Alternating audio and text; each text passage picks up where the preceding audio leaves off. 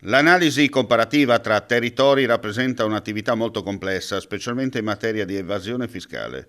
Tuttavia, i risultati elaborati dall'Ufficio Studi della CGA di Mestre, basati sui dati estrapolati dal Sole 24 Ore, Agenzia delle Entrate e Riscossione, rivelano che nella regione più a est del paese i mancati pagamenti fiscali ammontano, nel periodo compreso tra il 2000 e il 2024, a 13,3 miliardi di euro.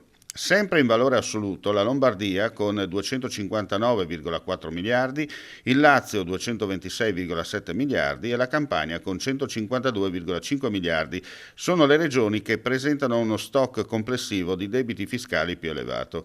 Considerando invece il confronto tra le regioni in base al valore pro capite, emerge in prima posizione il Lazio con 39.673 euro di tasse non riscosse, Campania 27.264 euro e la Lombardia con 25.904 euro. Il Friuli Venezia Giulia occupa il penultimo posto in Italia con un importo pari a 11.125 euro. Solo il Trentino Alto Adige presenta un livello di fedeltà fiscale superiore alla più piccola regione del nord-est. Il Friuli Venezia Giulia ha un volume di tasse non riscosse per abitante superiore solo al Trentino Alto Adige.